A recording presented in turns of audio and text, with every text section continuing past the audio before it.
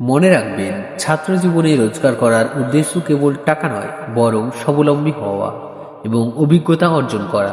সময়কে কাজে লাগান। আপনার হাতে এখন যে অমূল্য সময় রয়েছে তা আর কখনো ফিরে আসবে না। রুটিনের বাইরে যেটুকু সময় পান সেটিকে কাজে লাগান।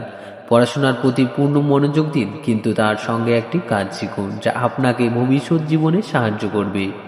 ছোট একটি কাজ শুরু করুন, বড় কিন্তু স্বপ্ন দেখুন। শুরুটা ছোট হতে পারে, কিন্তু টিউশন পড়ানো কিংবা ছোট ফ্রিল্যান্সিং কাজ, কিন্তু এই ছোট শুরুটাই আপনার মধ্যে দায়িত্ববোধ এবং সময়ের মূল্য এবং আর্থিক ব্যবস্থাপনা শেখাবে। এই অভিজ্ঞতা আপনাকে ভবিষ্যতে আরও বড় কিছু করার সাহস এনে দেবে। ব্যর্থতা থেকে শিক্ষা নিন। প্রতিটি কাজে হয়তো আপনি সফল হবেন না, কিন্তু ব্যর্থতা আসবে, কিন্তু এটার মাঝে মনে রাখবেন, ব্যর্থতা হলো সাফল্যের সিঁড়ি। প্রতিটি ভুল থেকে শিখুন এবং নতুন উদ্যমে আবারও চেষ্টা করুন। কোনো কাজ কঠিন মনে হলে হাল ছেড়ে দেবেন না। দক্ষতা তৈরি করুন, স্কিল আপ। পুঁজি বা ইনভেস্টমেন্টের কথা ভুলে যান। আপনার সবচেয়ে বড় ইনভেস্টমেন্ট হলো আপনার দক্ষতা।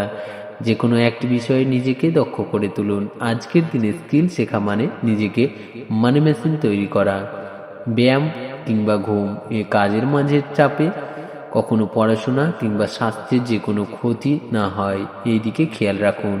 পর্যাপ্ত ঘুম এবং নিয়মিত ব্যায়াম আপনার মনকে সতেজ রাখবে, যা আপনাকে পড়াশোনা ও কাজ দুটোতেই সফল হতে সাহায্য করবে। আপনার যাত্রা শুভ হোক। মনে রাখবেন, আপনি একজন ছাত্র হিসাবে এই চ্যানেল নিচ্ছেন। এর থেকে বড় প্রেরণা আর কিছু হতে পারে না। এই ভিডিওটি আপনাকে বাড়িতে বসে পার্ট টাইম কাজ করার কিভাবে টাকা রোজগার হবে সেটিতে উপদেশ দেবে।